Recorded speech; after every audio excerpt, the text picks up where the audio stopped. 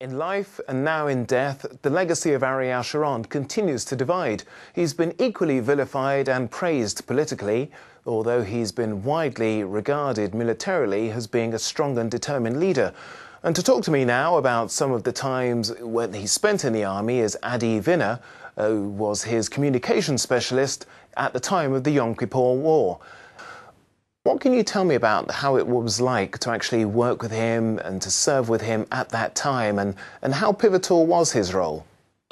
First of all, it was like working with a living legend. When I came to work with him in the war, he was already a living legend.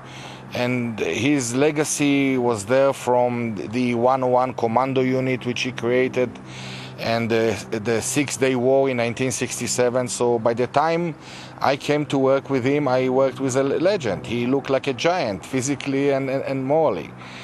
And his contribution in the 1973 war, the Yom Kippur War, was basically he turned the war around when he crossed the Suez Canal against instructions from his superiors and turned the war around. He was completely the most pivotal person in this war. As you lived in close quarters and served in close quarters with him through that period of 2 months, what was his relationship like with the other soldiers, the lower ranks and junior officers?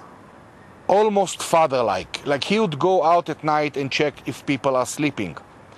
He greeted people, he ate with the people. He did not have officers' mess or anything of that sort. Very affable, very communicative, father-like, teddy bear-like. As tough as he was, we thought of him really as a teddy bear. I also have heard that there was quite a famous incident amongst people who were serving with him at the time involving 2 cows. That's correct. After the war ended, we noticed all the stray cows that were walking around on the west bank of the Suez Canal, and we had some butchers. The cows were shot, they were dressed, they were prepared, and then the medical officers came and said, no, you can't touch this food.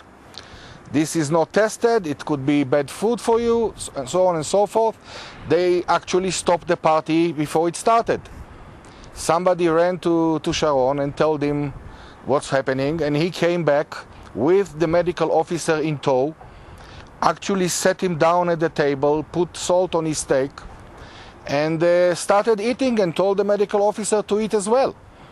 And then, of course, all of us joined, and it was a great party. But that was the kind of man he was. The rules didn't matter. The soldiers wanted to eat, you'll get your food. It's been said that he was somebody who, and that story perhaps typifies it, that he's somebody who had no respect for the rules. Is that how you remember him? No, I don't think he had no respect for the rules. I believe that he believed that the rules are secondary to reality. And if the rules are wrong, then they should not be obeyed. And he did not fight by the book. That's why he won. He was simply an innovator and a person that knew what he wants to do. He was completely goal-driven. And all he wanted to do is to achieve the goal. And he did. He did. The rules were wrong. Well, Vinner, thank you very much for joining me here to talk about your personal experience of the time you spent with Ariel Sharon. Thank you very much for having me. Thank you.